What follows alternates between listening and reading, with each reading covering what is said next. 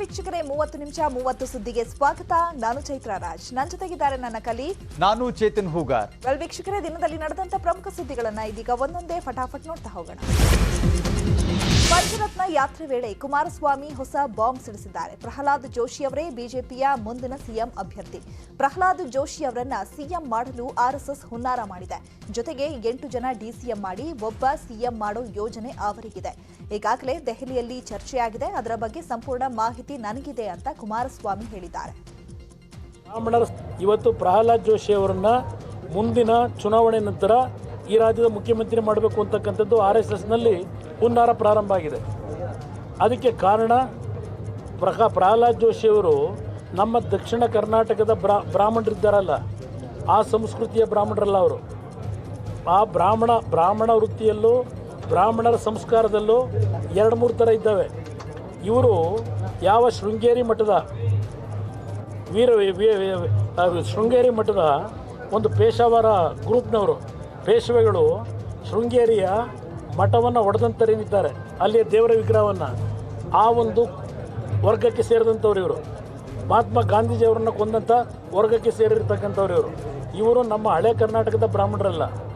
ಅವರನ್ನು ಮುಂದಿನ ಮುಖ್ಯಮಂತ್ರಿ ಮಾಡ್ತಕ್ಕಂಥದ್ದಕ್ಕೆ ಈಗಾಗಲೇ RSSನಲ್ಲಿ ತೀರ್ಮಾನಗಳೇನಾಗಿದೆ, ಈ ರಾಜ್ಯದಲ್ಲಿ ಇಂಥ ವ್ಯಕ್ತಿಗಳನ್ನು ಮುಂದೆ ಮುಖ್ಯಮಂತ್ರಿ ಮಾಡಿ, ನನಗೆ ವಿಷಯ ಬಂದಿದೆ, 8 ಜನ ಉಪಮುಖ್ಯಮಂತ್ರಿಗಳು ಇವ್ರನ್ನ ಮುಖ್ಯಮಂತ್ರಿ ಮಾಡಿ 8 ಜನ ಉಪಮುಖ್ಯಮಂತ್ರಿಗಳು ಮಾಡ್ತಕ್ಕಂಥ ಮೀಟಿಂಗು ದೆಹಲಿಯಲ್ಲಿ ಏನು ಮಾಡಿದ್ದಾರೆ RSS ಕೇಂದ್ರದಲ್ಲಿ. ಬಿಜೆಪಿಯ ಈ ಹುನ್ನಾರ ಏನಿದೆ, ಕರ್ನಾಟಕದ ಜನ ಈ ಬಿಜೆಪಿಯ RSSನ ಕುತಂತ್ರಕ್ಕೆ ಮರಳಾಗಬೇಡಿ. ಕುಮಾರಸ್ವಾಮಿ ಹೇಳಿಕೆ ಬಗ್ಗೆ ಕಟೀಲ್ ವ್ಯಂಗ್ಯವಾಡಿದ್ದಾರೆ. ಈ ಬಾರಿ ಜೆಡಿಎಸ್ಗೆ 20 ಸ್ಥಾನ ಕೂಡ ಸಿಗಲ್ಲ, 8 ಜನ ಡಿಸಿಎಂ ಅಂತ ಅವರ ಮನೆ ನೋಡಿ ಹೇಳಿರಬೇಕು ಅಂತ ವ್ಯಂಗ್ಯವಾಡಿದ್ದಾರೆ. ಮುಂದಿನ ಚುನಾವಣೆಯಲ್ಲಿ JDS 20 ಸ್ಥಾನಗಳನ್ನು ಗೆಲ್ಲುವುದಿಲ್ಲ ಅನ್ನುವ ಭಯದ ವಾತಾವರಣ ಅವರನ್ನು ಕಾಡ್ತಾ ಇದೆ. ಹಾಗಾಗಿ ಮನಭ್ರಾಂತಿಗಳು ಪ್ರಾರಂಭ ಆಗಿದೆ ಅವರಿಗೆ. 9 ಜನ ಉಪಮುಖ್ಯಮಂತ್ರಿ ಅಂತ ಅವರ ಮನೆ ನೋಡಿ ಹೇಳಿರಬೇಕು. ಅವ್ರ ರಾಜಕಾರಣ ಅದೇ ನಡ್ಕೊಂಡು ಬಂದರು ಅಂತ ಎರಡನ್ನೂ ಮಾಡಿದ್ದಾರೆ ಅವರು. ಒಂದು ಕುಟುಂಬ ರಾಜಕಾರಣ, ಇನ್ನೊಂದು ಒಡೆದಾಡುವ ರಾಜಕಾರಣ. ಹಾಗಾಗಿ ಅದನ್ನು ಉಲ್ಲೇಖ ಮಾಡಿರ್ಬೋದು. ಸಮುದಾಯಗಳ ಬಗ್ಗೆ ಬಹಳ ಕೆಟ್ಟದಾಗಿ ಮಾತನಾಡಿದ್ದಾರೆ ಅನ್ನುವಂಥದ್ದು. ಮಾಜಿ ಮುಖ್ಯಮಂತ್ರಿ ಆಗಿದ್ದವರು, ಅವರು ಈ ರಾಜ್ಯದಲ್ಲಿರ್ತಕ್ಕಂಥ ಎಲ್ಲ ಸಮುದಾಯಗಳಿಗೆ ಗೌರವ ಕೊಡಬೇಕಾಗಿರ್ತಕ್ಕಂಥವ್ರು. ಅದು ಬಿಟ್ಟು ಈ ರೀತಿ ಹೇಳಿಕೆ ಕೊಡ್ತಕ್ಕಂಥ ಅವರಿಗೆ ಶೋಭೆ ಅಲ್ಲ. ಕುಮಾರಣ್ಣನ ಈ ಹೇಳಿಕೆಗಳು ಇವತ್ತು ಶುರುವಲ್ಲ, ಹಿಂದಿನಲ್ಲೇ ಈ ರೀತಿ. ಕುಮಾರಸ್ವಾಮಿ ಮಾನಸಿಕ ಸ್ಥಿಮಿತತೆ ಕಳೆದುಕೊಂಡಿದ್ದಾರೆ ಅಂತ HDK ಹೇಳಿಕೆಗೆ ಧಾರವಾಡದಲ್ಲಿ ಶಾಸಕ ಅರವಿಂದ್ ಬೆಲ್ಲದ್ ಆಕ್ರೋಶ ವ್ಯಕ್ತಪಡಿಸಿದ್ದಾರೆ. ಆದರೆ ಅಂಥವರು ತಳಬುಡ ಇಲ್ಲದ ಹೇಳಿಕೆ ಕೊಟ್ಟಿದ್ದಾರೆ. ಅವರ ಮಾನಸಿಕ ಸ್ಥಿತಿ ತಪ್ಪಿದೆ ಅಂತ ಅನ್ನಿಸ್ತಾ ಇದೆ ಅಂತ ಹೇಳಿದ್ದಾರೆ. ಸಾಮರಸ್ಯ, ಜನರ ನಡುವೆ ಏನು ಸಾಮರಸ್ಯ ಐತಿ, ಆ ಸಾಮರಸ್ಯನ ಕೆಡಿಸುವಂಥ ಕೆಲಸ ಕುಮಾರಸ್ವಾಮಿಯವರು ಈ ರೀತಿಯ ಸ್ಟೇಟ್ಮೆಂಟ್ಗಳ ಮೂಲಕ ಆಗ್ತೈತಿ. ಈ ರೀತಿಯ ಬ್ಯಾಲೆನ್ಸ್ ಇಲ್ಲದಂಥ ಸ್ಟೇಟ್ಮೆಂಟ್ ಅವ್ರಿಗೆ ಕೊಡಬಾರ್ದು ಅಂತೇಳಿ ನಾವು ವಿನಂತಿ ಮಾಡ್ತೀವಿ. ಬಿಜೆಪಿಯಿಂದ ಬ್ರಾಹ್ಮಣ ಸಿಎಂ ಮಾಡ್ತಾರೆ ಎಂಬ ಕುಮಾರಸ್ವಾಮಿ ಹೇಳಿಕೆ ಬಗ್ಗೆ ಡಿಕೆಶಿ ರಿಯಾಕ್ಟ್ ಮಾಡಿದ್ದಾರೆ. ನನಗೆ ಭವಿಷ್ಯ ಗೊತ್ತಿಲ್ಲ, ಅವರ ಆಡಳಿತ ಭವಿಷ್ಯ ಗೊತ್ತಿಲ್ಲ ಅಂತ ಹೇಳಿದ್ದಾರೆ. ನನಗೆ ಭವಿಷ್ಯ ಗೊತ್ತಿಲ್ಲ, ಅವ್ರ ಭವಿಷ್ಯ, ಅವರ ಆಡಳಿತ ಗೊತ್ತಿಲ್ಲ. ನಮ್ಮ ಕಾಂಗ್ರೆಸ್ ಪಾರ್ಟಿದು ಮಾತ್ರ ಗೊತ್ತು ನನಗೆ. ಸಾಮೂಹಿಕ ನಾಯಕತ್ವದಲ್ಲಿ ಚುನಾವಣೆ ನಡೆಸ್ತೇವೆ, ನಮ್ಮ ಕಾಲ ಮೇಲೆ ನಾವು ಸರ್ಕಾರ ರಚನೆ ಮಾಡ್ತೇವೆ, ಜನಕ್ಕೊಂದು ಒಳ್ಳೆ ಆಡಳಿತವನ್ನು ಕೊಡ್ತೇವೆ. ಕುಮಾರಸ್ವಾಮಿ ಆರೋಪಕ್ಕೆ ದೆಹಲಿಯಲ್ಲಿ ಸಿಎಂ ಬೊಮ್ಮಾಯಿ ಟಾಂಗ್ ಕೊಟ್ಟಿದ್ದಾರೆ. ನಮ್ಮ ಪಕ್ಷದ ಬಗ್ಗೆ ಚಿಂತನೆ ಮಾಡುವಂತ ಅಗತ್ಯ ಇಲ್ಲ, ಮೊದಲು ಅವರ ಪಕ್ಷವನ್ನ ಸರಿ ಮಾಡಿಕೊಳ್ಳಿ. ವೈಯಕ್ತಿಕವಾಗಿ ಆರೋಪ ಮಾಡಿದ್ರೆ ಜನರು ತಲೆ ಕೆಡಿಸಿಕೊಳ್ಳೋದಿಲ್ಲ. ಕುಮಾರಣ್ಣನಿಗೆ ಮಾಹಿತಿ ಎಲ್ಲಿಂದ ಬರುತ್ತೋ ಗೊತ್ತಿಲ್ಲ ಅಂತ ಹೇಳಿಕೆ ಕೊಟ್ಟಿದ್ದಾರೆ. ನಮ್ಮ ಪಕ್ಷದ ಬಗ್ಗೆ ಚಿಂತೆ ಮಾಡುವಂಥ ಅವಶ್ಯಕತೆ ಇಲ್ಲ. ಫಸ್ಟು ಅವ್ರ ಪಕ್ಷವನ್ನು ಅವ್ರು ಸರಿ ಮಾಡಿಕೊಳ್ಳಿ. ಅವರು ಭಾಳ ಕಷ್ಟಪಟ್ಟು ಓಡಾಡ್ತಾ ಇದ್ದಾರೆ, ಅವ್ರ ಪಕ್ಷವನ್ನು ಅವ್ರು ಸರಿ ಮಾಡಿಕೊಳ್ಳಿ. ಎರಡನೇದಾಗಿ ಯಾವ ಬ್ರಾಹ್ಮಣರು ಏನು ಜನ ಅವು ಯಾವುದನ್ನು ನೋಡೋದಿಲ್ಲ. ಈ ಎಲ್ಲ ಮಾತುಗಳು ಅಪ್ರಸ್ತುತ, ರಾಜಕಾರಣಕ್ಕೆ ಅಪ್ರಸ್ತುತ. ನಮ್ಮ ಪಕ್ಷಗಳು, ನಮ್ಮ ಕಾರ್ಯಕ್ರಮಗಳು ಏನೆಲ್ಲ ಮಾಡೋಕ್ಕೆ ಸಾಧ್ಯ, ಇವುಗಳನ್ನು ಮಾತಾಡಿದರೆ ಜನ ಭಾಳಷ್ಟು ಚಿಂತನೆ ಮಾಡ್ತಾರೆ. ಹೊರತಾಗಿ ವೈಯಕ್ತಿಕವಾಗಿ ವಿಚಾರಗಳು, ವೈಯಕ್ತಿಕ ಜಾತಿ ಬಗ್ಗೆ ರಾಜಕಾರಣದಲ್ಲಿ ಭಾಳ ಅಪ್ರಸ್ತುತ ಆಗಿದೆ. ಸಿಡಿ ಯಾತ್ರೆ ಕುರಿತು ಕುಮಾರಸ್ವಾಮಿ ಆರೋಪಕ್ಕೆ ರವಿಕುಮಾರ್ ಸ್ಫೋಟಕ ಆರೋಪ ಮಾಡಿದ್ದಾರೆ. ಕುಮಾರಸ್ವಾಮಿ ಅವರದ್ದು ತಾಜ್ ಬಸ್ ಸ್ಟ್ಯಾಂಡ್ ತೋಟದ ಮನೆಯಲ್ಲಿ ಏನೇನಾಗಿದೆ ಅಂತ ಎಳೆಯಾಗಿ ಬೇಕಿದ್ರೆ ನಾವು ಬಿಚ್ಚಿಡ್ತೀವಿ ಅಂತ ಹೇಳಿದ್ದಾರೆ. ಹಾಗಿದ್ರೆ ಅವರದ್ದು ಸಿಡಿ ಇದೆಯಾ ಅಂತ ಪ್ರಶ್ನಿಸಿದ್ದಕ್ಕೆ ಹೌದು, ಅವರು ಮುಂದೆ ಮಾತನಾಡಲಿ, ನಾನು ಅದಕ್ಕೆ ಸರಿಯಾಗಿ ಉತ್ತರ ಕೊಡ್ತೀನಿ ಅಂತ ರವಿಕುಮಾರ್ ಸವಾಲ್ ಹಾಕಿದ್ದಾರೆ. ಕುಮಾರಸ್ವಾಮಿ ಅವರ ಬಗ್ಗೆ CD ಮತ್ತು ತಾಜ್ ವೆಸ್ಟ್ ಎಂಡ್ ಹೋಟೆಲ್ಲು, ಅವರ ಮನೆ, ಅವ್ರ ತೋಟದ ಮನೆ, ಇವೆಲ್ಲ ಪ್ರಕರಣಗಳು ನಮಗೂ ಕೂಡ ಗೊತ್ತಿದೆ. ಅವರು ಮಾತಾಡಿದ ಮೇಲೆ ಅವ್ರು ಇದೇ ಥರದ ಮುಂದುವರೆದ್ರೆ ನಾವು ಕೂಡ ರಾಜಕಾರಣವನ್ನು ಮಾಡೋದಕ್ಕೆ ಬಂದಿರತಕ್ಕಂಥದ್ದು, ಹಾಗೆ ಬಂದಿಲ್ಲ. ನಾವು ಕೂಡ ಮಾತಾಡ್ತೇವೆ ಮುಂದೆ. ಅವರೇನು ಭಾಳ ಹರಿಶ್ಚಂದ್ರರಲ್ಲ ಕುಮಾರಸ್ವಾಮಿ ಅವರು. ನಾವು ಕೂಡ ಕುಮಾರಸ್ವಾಮಿ ಸಿಡಿ ಇದೆ ಎಂದಿದ್ದ ಬಿಜೆಪಿ MLC ರವಿಕುಮಾರ್ಗೆ ತಿರುಗೇಟು ಕೊಟ್ಟಿದ್ದಾರೆ. ಸಿಡಿ ವಿಚಾರದಲ್ಲಿ ಬಿಜೆಪಿ ಅವರು ಎಕ್ಸ್ಪರ್ಟ್ ಅಂತ ನಾನು ನಿನ್ನೆನೆ ಹೇಳಿದ್ನಲ್ಲ, ಅದಕ್ಕೆ ನೀವು ವಿಜಯೋತ್ಸವ ಯಾತ್ರೆ ಬಿಟ್ಟು ಸಿಡಿ ಯಾತ್ರೆ ಮಾಡಲಿ ಅಂತ ಲೇವಡಿ ಮಾಡಿದ್ರು. ಎಕ್ಸ್ಪರ್ಟ್ ಅಂತ ನೆನ್ನೆ ಹೇಳಿದ್ನಲ್ಲ, ಅವರು ಸಿಡಿನಲ್ಲಿ ಎಕ್ಸ್ಪರ್ಟ್ಸ್ ಇದ್ದಾರೆ. ಯಾವ್ಯಾವ ಸಿಡಿ ಅದಕ್ಕೆ ಹೇಳಿದ್ದು ನಿನ್ನೆ ಪ್ರಹ್ಲಾದ್ ಜೋಶಿ ಅವರಿಗೆ, ನೀವು ಅದೆಂತೂ ವಿಜಯೋತ್ಸವ ಯಾತ್ರೆನೋ ಜನ ಸಂಪರ್ಕ ಯಾತ್ರೆನೋ ಬಿಟ್ಟು ಸಿಡಿ ಯಾತ್ರೆ ಮಾಡಿ ಅಂತ ಹೇಳಿದ್ದೀನಲ್ಲ. ಯಾವ್ಯಾವ ಸಿಡಿಗಳು ಎತ್ತಿಟ್ಕೊಂಡಿದ್ದಾರೆ, ತೋಟದ ಮನೆಯಲ್ಲಿ ಇಟ್ಕೊಂಡಿದ್ದಾರೋ, ಕ್ವಿನ್ಸ್ ವೆಸ್ಟ್ ಸ್ಟ್ಯಾಂಡ್ ಹೋಟೆಲ್ ಇಟ್ಕೊಂಡಿದ್ದಾರೋ, ಯಾವ್ಯಾವ ಸಿಡಿ ಇದೆ.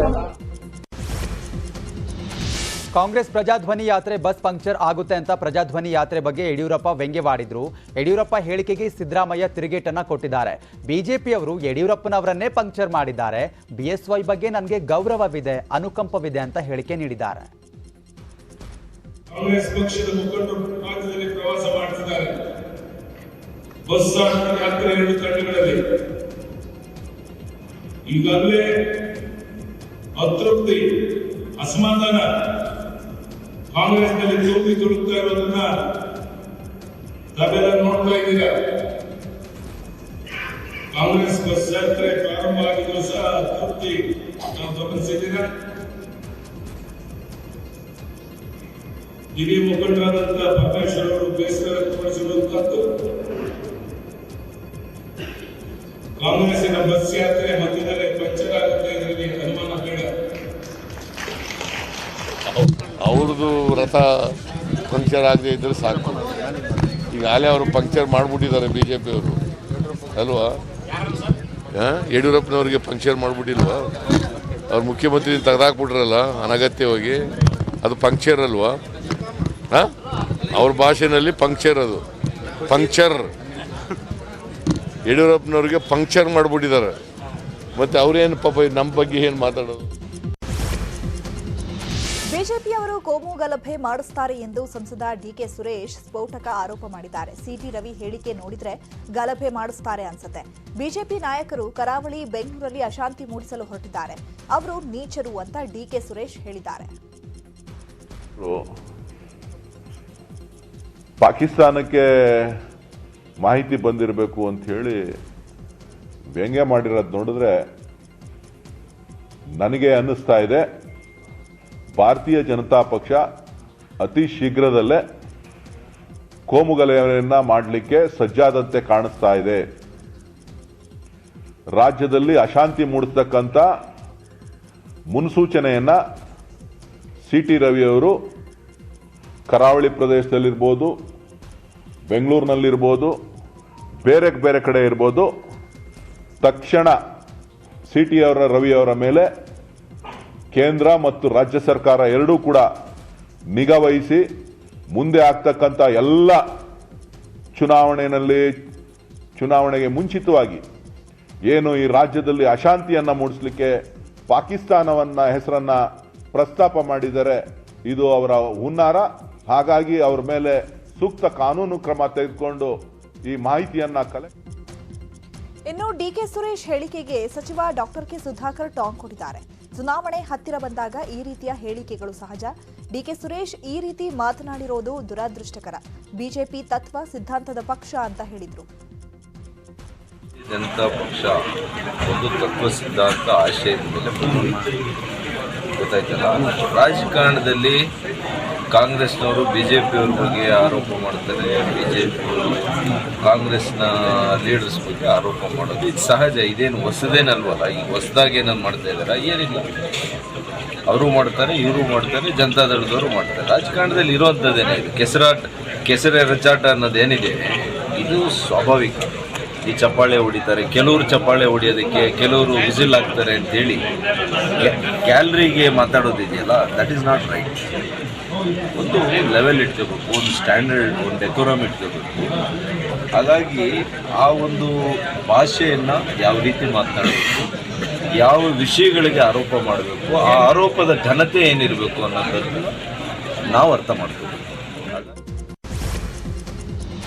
ಕಾಂಗ್ರೆಸ್ನಲ್ಲಿ ಯಾವುದೇ ಟಿಕೆಟ್ ಗೊಂದಲ ಇಲ್ಲ. ಈಗಾಗಲೇ ಚುನಾವಣಾ ಸಮಿತಿ ಸಭೆ ಆಗಿದೆ. ಗೆಲ್ಲಲು ಅಭ್ಯರ್ಥಿಗಳಿಗೆ ಟಿಕೆಟ್ ನೀಡಲಾಗುತ್ತೆ. ಆದರೆ ಆಕಾಂಕ್ಷಿಗಳ ಸಂಖ್ಯೆ ಹೆಚ್ಚಾಗಿದೆ ಅಂತ ಮಾಜಿ ಕೆಪಿಸಿಸಿ ಅಧ್ಯಕ್ಷ ದಿನೇಶ್ ಗುಂಡೂರಾವ್ ಹೇಳಿಕೆ ಕೊಟ್ಟಿದ್ದಾರೆ. ಇದೇ ವೇಳೆ ಸಿಟಿ ರವಿ ಹೇಳಿಕೆಗೆ ದಿನೇಶ್ ಗುಂಡೂರಾವ್ ಕಿಡಿಕಾರಿದ್ರು. ಸ್ವಂತ ಬಲದ ಮೇಲೆ ಅಧಿಕಾರಕ್ಕೆ ಬರೋದು ಕಾಂಗ್ರೆಸ್ ಮಾತ್ರ, ಬಿಜೆಪಿ ತರ ಆಪರೇಷನ್ ಮಾಡಿ ಅಧಿಕಾರಕ್ಕೆ ನಾವು ಬರೋದಿಲ್ಲ ಅಂತ ತಿರುಗೇಟನ್ನ ಕೊಟ್ಟಿದ್ದಾರೆ. ನಮ್ಮ ಸಮಿತಿ ಮೀಟಿಂಗ್ ಮಾಡಿ ನ್ಯಾಯಯುತವಾಗೆಲ್ಲ ಮಾಡಬೇಕು ಮತ್ತು ಗೆಲ್ಲುವಂಥ ಅವಕಾಶ ಯಾರಿಗೆ ಅಭ್ಯರ್ಥಿಗಳಿದೆ ಅವ್ರಿಗೆ ನಾವು ಯಾವುದೇ ಕಾರಣಕ್ಕೂ ಕೂಡ ಅದು ಅವ್ರಿಗೆ ಟಿಕೆಟ್ಗಳು ತಪ್ಪಬಾರ್ದು ಮತ್ತು ಎಲ್ಲ ವರ್ಗಗಳಿಗೆ ಮತ್ತು ಮಹಿಳೆಯರಿಗೆ, ಯುವಕರಿಗೆ ಎಲ್ರಿಗೂ ಕೂಡ ಆದಷ್ಟು ಮಟ್ಟಿಗೆ ನಾವು ನ್ಯಾಯ ಕೊಡಿಸುವಂಥ ಕೆಲಸ ಆಗಬೇಕು. ಎಲ್ಲರೂ ಒಗ್ಗೂಡಿಸ್ಕೊಂಡು ಮಾಡಬೇಕು ಅಂತ ಕೂಡ ಹೇಳಿದ್ದಾರೆ. ಯಾಕಂದರೆ ಕೆಲವು ಕಡೆ ಕಾಂಪಿಟೇಷನ್ ಭಾಳ ಇದೆ, ಅಲ್ಲಿ ನಾವು ಯಾರೋ ಒಬ್ಬರಿಗೆ ಟಿಕೆಟ್ ಕೊಡೋಕ್ಕಾಗ್ತದೆ, ಇನ್ನು ಇಬ್ಬರು ಮೂರು ಜನ ಇರ್ತಾರೆ ಆಕಾಂಕ್ಷಿಗಳು.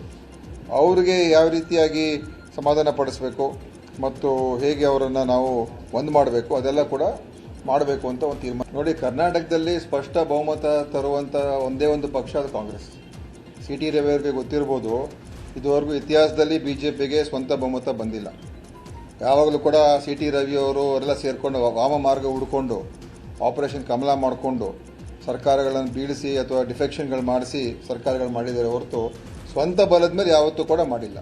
ಸ್ವಂತ ಬಲದ ಮೇಲೆ ಯಾರಾದರೂ ಈ ರಾಜ್ಯದಲ್ಲಿ ಸರ್ಕಾರ ಮಾಡಿದರೆ ಅದು ಕಾಂಗ್ರೆಸ್ ಪಕ್ಷ ಮಾತ್ರ. ಶಿವಮೊಗ್ಗದಲ್ಲಿ ಪೇಸ್ ಪ್ರಮುಖ ಸಮಾವೇಶ ನಡೆಯಿತು. ಈ ವೇಳೆ ಮಾತನಾಡಿದ ಮಾಜಿ ಸಚಿವ KS ಈಶ್ವರಪ್ಪ, ರಾಜ್ಯದ ಮೊದಲ ಪೇಸ್ ಪ್ರಮುಖ ಸಭೆ ನಡೀತಾ ಇದೆ.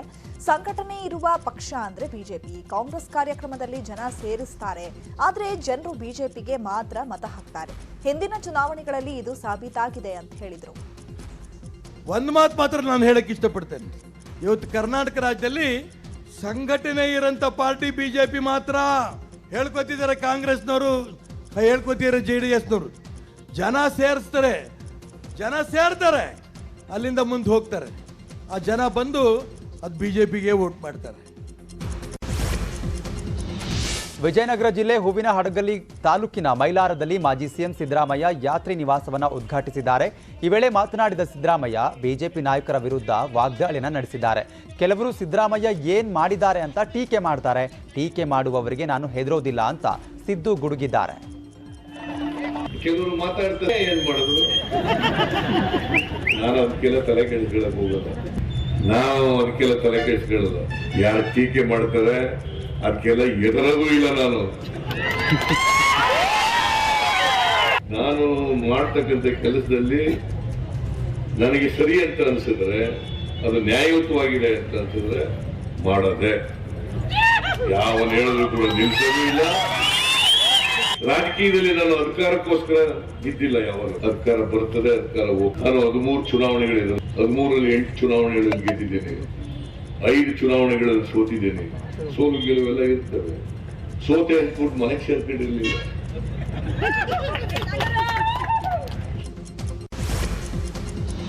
ಅಖಿಲ ಭಾರತ ಕಾಂಗ್ರೆಸ್ ಪಾರ್ಟಿ 85ನೇ ಮಹಾ ಅಧಿವೇಶನ ಛತ್ತೀಸ್ಗಢದ ರಾಯ್ಪುರದಲ್ಲಿ ಫೆಬ್ರವರಿ 24ರಂದು ಆರಂಭವಾಗಲಿದೆ. 3 ದಿನಗಳ ಕಾಲ ನಡೆಯಲಿರೋ ಎಐಸಿಸಿ ಮಹಾ ಅಧಿವೇಶನದಲ್ಲಿ ವಿವಿಧ ರಾಜ್ಯ ಘಟಕಗಳ ಪದಾಧಿಕಾರಿಗಳು, ಪಕ್ಷದ ಮುಖಂಡರು ಭಾಗವಹಿಸುವರು. ಎಐಸಿಸಿ ಅಧ್ಯಕ್ಷರಾಗಿರೋ ಮಲ್ಲಿಕಾರ್ಜುನ ಖರ್ಗೆ ಈ ಮಹಾ ಅಧಿವೇಶನಕ್ಕೆ ಅಧಿಕೃತವಾಗಿ ಅನುಮೋದನೆಯನ್ನು ನೀಡಲಿದೆ. ಈ ಮಹಾ ಅಧಿವೇಶನವು ರಾಷ್ಟ್ರ ರಾಜಕಾರಣದ ದಿಕ್ಕನ್ನು ಬದಲಿಸಲಿದೆ ಅಂತ ಎಐಸಿಸಿ ಪ್ರಧಾನ ಕಾರ್ಯದರ್ಶಿ ಕೆಸಿ ವೇಣುಗೋಪಾಲ್ ಹೇಳಿದ್ದಾರೆ. ಶಿವಮೊಗ್ಗದಲ್ಲಿ ಬಿಜೆಪಿ ರಾಜ್ಯಾಧ್ಯಕ್ಷ ನಳಿನ್ ಕುಮಾರ್ ಕಟೀಲ್ ಕಾಂಗ್ರೆಸ್ ವಿರುದ್ಧ ವಾಗ್ದಾಳಿಯನ್ನು ನಡೆಸಿದ್ದಾರೆ. ಕಾಂಗ್ರೆಸ್ ಡಿಕೆಶಿ ಸಿದ್ದರಾಮಯ್ಯ ಮನೆಯಲ್ಲಿದೆ. ಮುಂದಿನ ಚುನಾವಣೆಯಲ್ಲಿ ಕಾಂಗ್ರೆಸ್ ಛಿದ್ರ ಆಗುತ್ತೆ.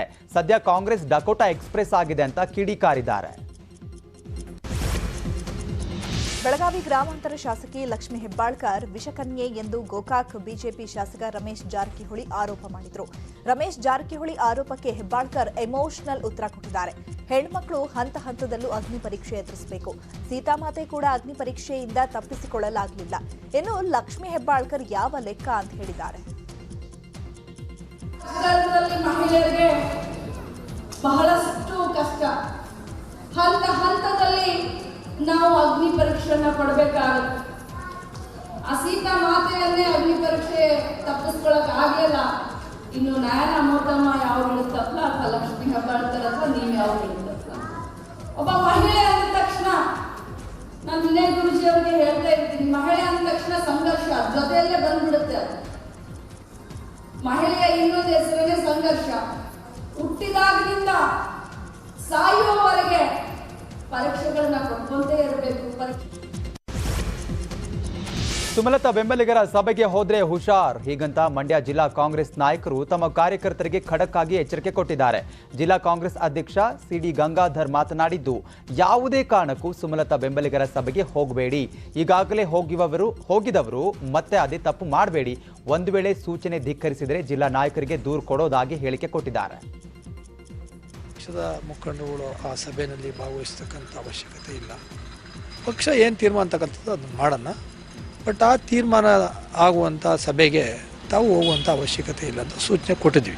ಲೋಕಸಭಾ ಸದಸ್ಯರ ಬೆಂಬಲಿಗರ ರಾಜಕೀಯ ತೀರ್ಮಾನಕ್ಕೆ ಸಂಬಂಧಪಟ್ಟಾಗೆ ನಮ್ಮ ಪಕ್ಷದ ಮುಖಂಡರುಗಳು ಕಾರ್ಯಕರ್ತರು ಯಾರು ಹೋಗೋ ಅವಶ್ಯಕತೆ ಇಲ್ಲ ಅಂತ ಹೇಳಿದ್ವಿ.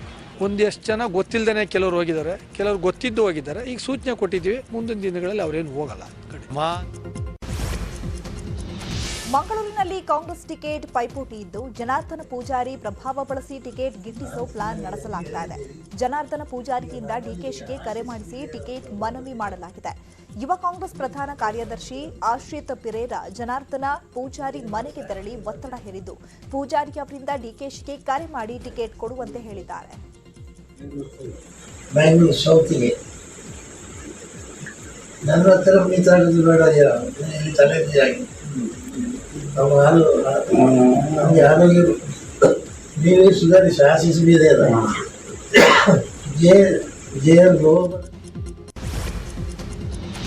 ನಾಳೆ ಕಲ್ಪತರು ನಾಡು ತುಮಕೂರಿಗೆ ಪ್ರಧಾನಿ ನರೇಂದ್ರ ಮೋದಿ ಆಗಮಿಸ್ತಾ ಇದ್ದಾರೆ. ಗುಬ್ಬಿ ತಾಲೂಕಿನ ನಿಟ್ಟೂರು ಬಳಿಯ HAL ಹೆಲಿಕಾಪ್ಟರ್ ಕಾರ್ಖಾನೆಯನ್ನು ಉದ್ಘಾಟಿಸಲಿದ್ದಾರೆ.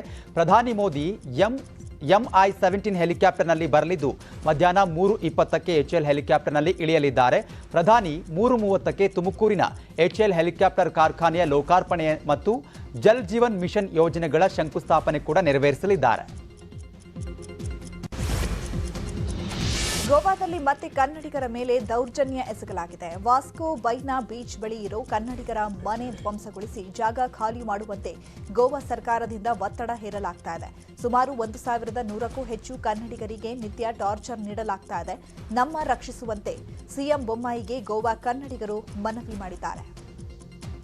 ಜಮೀನುಗಳನ್ನ ನೋಡಿದ್ದೀವಿ, ಅದಕ್ಕಾಗುವಂಥ ಎಲ್ಲ ಯಾವ ರೀತಿ ಅದನ್ನು ಮಾಡಬೇಕು ಯೋಜನೆಯನ್ನು ತಯಾರು ಮಾಡಬೇಕು. ಸಚಿನ್ ಶೆಟ್ಟಿಗಾರ್ ಅಂತ ಅವರು ತನ್ನ ಎಲ್ಲ ಕೆಲಸಗಳನ್ನು ಈ ಒಂದು ಕನ್ನಡಿಗರ ಪರವಾಗಿ ಬಂದಿದ್ದಾರೆ. ಇದೊಂದು ಥರ ದುಃಖದ ವಿಷಯ ಅಂತಲೇ ಹೇಳಬೇಕು. ಯಾಕಂತಂದರೆ ಅವರೆಲ್ಲ ಇದನ್ನು ಇದು ಮಾಡಿ ಇಲ್ಲಿ ಬಂದಿದ್ದಾರೆ. ನನಗೆ ದುಃಖ ಆಗ್ತಾ ಇದೆ ಕನ್ನಡಿಗರು ನೋಡಿ. ಹಾಗೆ ಉಡುಪಿ ಜಿಲ್ಲೆಯ ಕಾಪು ತಾಲೂಕಿನ ಪಂಗಾಳ ಎಂಬಲ್ಲಿ ಚೂರಿಯಿಂದ ಇರಿದು ವ್ಯಕ್ತಿಯನ್ನ ಕೊಲೆ ಮಾಡಲಾಗಿದೆ. 39 ವರ್ಷದ ಶರತ್ ಶೆಟ್ಟಿ ಕೊಲೆಯಾದ ವ್ಯಕ್ತಿಯಾಗಿದ್ದಾನೆ. ಇಬ್ಬರು ದುಷ್ಕರ್ಮಿಗಳು ಚೂರಿಯಿಂದ ಇರಿದಿದ್ದಾರೆ. ತಕ್ಷಣವೇ ಶರತ್ ಶೆಟ್ಟಿಯನ್ನ ನಗರದ ಖಾಸಗಿ ಆಸ್ಪತ್ರೆಗೆ ದಾಖಲಿಸಲಾಗಿತ್ತು. ಆದರೆ ಚಿಕಿತ್ಸೆ ಫಲಿಸದೆ ಸಾವನ್ನಪ್ಪಿದ್ದಾನೆ. ಸ್ಥಳಕ್ಕೆ ಕಾಪು ಪೊಲೀಸರು ಭೇಟಿ ನೀಡಿ ಪರಿಶೀಲನೆ ನಡೆಸಿದ್ದಾರೆ. ಸುಮಾರು 25 ಎಕರೆಯಲ್ಲಿ ಬೆಳೆದಿದ್ದ ಜೋಳದ ತೆನೆಯ ರಾಶಿಗೆ ಆಕಸ್ಮಿಕ ಬೆಂಕಿ ಬಿದ್ದಿದೆ. ಲಕ್ಷಾಂತರ ಮೌಲ್ಯದ ಜೋಳದ ತೆನೆಯ ರಾಶಿ ಬೆಂಕಿಗಾಹುತಿಯಾಗಿದೆ. ಈ ಘಟನೆ ಬಳ್ಳಾರಿ ತಾಲೂಕಿನ ಚಾನಿಕುಂಟೆ ಗ್ರಾಮದಲ್ಲಿ ನಡೆದಿದೆ. ಶಾಂತಿಕುಮಾರ್ ಅನ್ನೋರ ಜಮೀನಿದು. ಅವರು ಇದರಲ್ಲಿ ಜೋಳದ ತೆನೆ ರಾಶಿಯನ್ನು ಸುಟ್ಟು ಕರಕಲಾಗಿದ್ದು ರೈತ ಕಣ್ಣೀರು ಹಾಕ್ತಿದ್ದಾನೆ.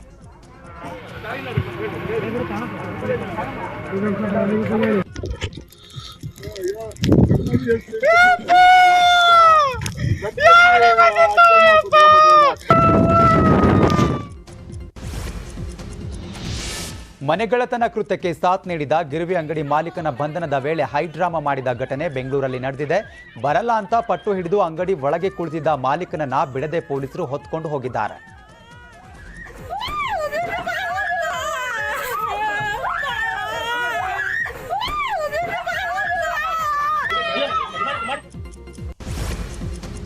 ನಕಲಿ ಆಭರಣ ಕೊಟ್ಟು ಅಸಲಿ ಆಭರಣ ದೋಚಿದ ಅಜ್ಜಿ ಟೀಮ್ ಅನ್ನ ಬಂಧಿಸಲು ಅಮೃತಹಳ್ಳಿ ಪೊಲೀಸರು ಹುಡುಕಾಟ ಆರಂಭಿಸಿದ್ದಾರೆ. ಬೆಂಗಳೂರಿನ ಧನಲಕ್ಷ್ಮಿ ಜ್ಯುವೆಲರ್ಸ್ನಲ್ಲಿ 10 ಲಕ್ಷದ ಚಿನ್ನಾಭರಣ ಖರೀದಿಸಿರೋ ಅಜ್ಜಿ ಗ್ಯಾಂಗ್ ಇದೀಗ ತಲೆಮರೆಸಿಕೊಂಡಿದೆ. ಸಿಲಿಕಾನ್ ಸಿಟಿಯಲ್ಲಿ ಮಿಡ್ನೈಟ್ನಲ್ಲಿ ಕಿಡಿಗೇಡಿಯೋರ್ವ ಪುಂಡದ ಆಟವನ್ನಾಡಿದ್ದಾನೆ. ಮಚ್ಚುಗಳಿಂದ 3 ಕಾರ್, 1 ಆಟೋ ಕಿಟಕಿ ಗಾಜುಗಳ ಜಖಂ ಮಾಡಿದ್ದಾನೆ. ಮಧ್ಯರಾತ್ರಿ 2 ಗಂಟೆ ಸುಮಾರಿಗೆ ಈ ಘಟನೆ ನಡೆದಿದ್ದು ಆರೋಪಿಗಾಗಿ ಪೊಲೀಸರು ಹುಡುಕಾಟ ನಡೆಸಿದ್ದಾರೆ. ಬೆಂಗಳೂರು ಹೊರವಲಯ ಆನೇಕಲ್ನಲ್ಲಿ ನಿವೃತ್ತ ಐಎಎಸ್ ಅಧಿಕಾರಿ ಕೆ ಶಿವರಾಮ್ ನೇತೃತ್ವದಲ್ಲಿ ಉದ್ಯೋಗ ಮೇಳ ನಡೆಯಿತು. ಪಟ್ಟಣದ ಹೊಸ ಮಾಧ್ಯಮಿಕ ಶಾಲೆ ಆವರಣದಲ್ಲಿ ನಡೆದ ಉದ್ಯೋಗ ಮೇಳದಲ್ಲಿ ಸುಮಾರು 100ಕ್ಕೂ ಹೆಚ್ಚು ಕಂಪನಿಗಳು ಭಾಗವಹಿಸಿದ್ದು 2,000ಕ್ಕೂ ಅಧಿಕ ಉದ್ಯೋಗ ಆಕಾಂಕ್ಷಿಗಳು ಉದ್ಯೋಗ ಮೇಳ ಭಾಗವಹಿಸಿ ಸಂದರ್ಶನ ನೀಡಿದರು. ನಿಮಗೆ ಅಲ್ಲಿಂದ ಇಂಟರ್ವ್ಯೂ ಸ್ಟಾರ್ಟ್ ಆಗುತ್ತೆ.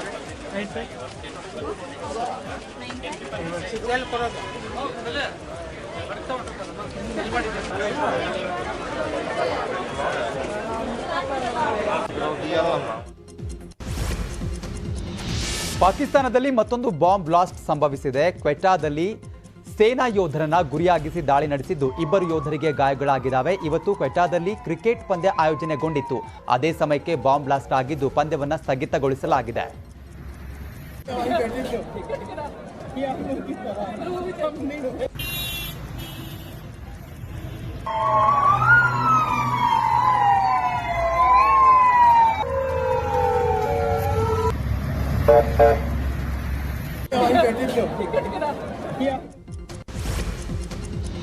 ಮಹಾರಾಷ್ಟ್ರದ ಪುಣೆಯಲ್ಲಿ ಕಳ್ಳನೊಬ್ಬ ವೃದ್ಧೆಯ ಸರ ಕದ್ದು ಪರಾರಿಯಾಗಿದ್ದಾನೆ. ಈ ದೃಶ್ಯ ಸಿಸಿಟಿವಿ ಕ್ಯಾಮೆರಾದಲ್ಲಿ ಸೆರೆಯಾಗಿದೆ. ವೃದ್ಧೆ ಲಿಫ್ಟ್ ಬಳಿ ನಿಂತಿದ್ರು. ಈ ವೇಳೆ ಅಲ್ಲಿಗೆ ಬಂದ ಕಳ್ಳ ವೃದ್ಧೆ ಕತ್ತಿನಲ್ಲಿದ್ದ ಚಿನ್ನದ ಸರವನ್ನ ಎಗರಿಸಿ ಎಸ್ಕೇಪ್ ಆಗಿದ್ದಾನೆ.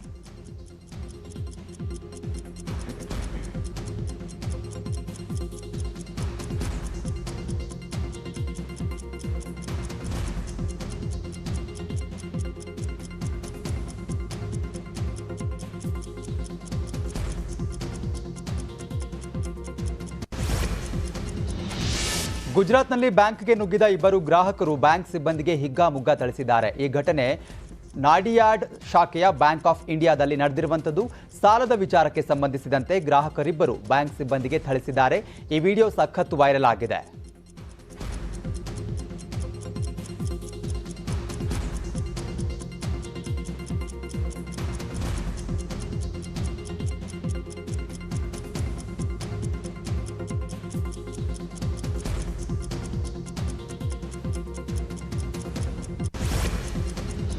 ಏಷ್ಯಾ ಕಪ್ 2023 ಎಲ್ಲಿ ನಡೆಯಲಿದೆ ಅನ್ನೋದರ ಗೊಂದಲಕ್ಕೆ ಇನ್ನೂ ತೆರೆ ಬಿದ್ದಿಲ್ಲ. ಮೊನ್ನೆ ಬಹ್ರೈನ್ನಲ್ಲಿ ನಡೆದ ಏಷ್ಯನ್ ಕ್ರಿಕೆಟ್ ಕೌನ್ಸಿಲ್ ಸಭೆಯ ನಂತರ ತಟಸ್ಥ ಸ್ಥಳದಲ್ಲಿ ಏಷ್ಯಾ ಕಪ್ ಆಯೋಜನೆಯ ಬಗ್ಗೆ ಚರ್ಚೆಗಳು ನಡೀತಾ ಇದೆ. ಆದರೆ ಪಾಕಿಸ್ತಾನ ಇದಕ್ಕೆ ವಿರೋಧವನ್ನು ವ್ಯಕ್ತಪಡಿಸ್ತಾ ಇದೆ. ಏಷ್ಯಾ ಕಪ್ ಕ್ರಿಕೆಟ್ ಟೂರ್ನಿ ಪಾಕಿಸ್ತಾನದ ಆತಿಥ್ಯದಲ್ಲಿ ನಡೆಯಬೇಕು, ಇಲ್ಲವಾದರೆ ಭಾರತದಲ್ಲಿ ನಡೆಯುವ 2023ರ ಐಸಿಸಿ ಏಕದಿನ ವಿಶ್ವಕಪ್ ಟೂರ್ನಿಯನ್ನ ಬಹಿಷ್ಕರಿಸಲಾಗುವುದು ಅಂತ ಪಾಕ್ ಕ್ರಿಕೆಟ್ ಮಂಡಳಿ ಹೇಳ್ತಾ ಇದೆಯಂತೆ.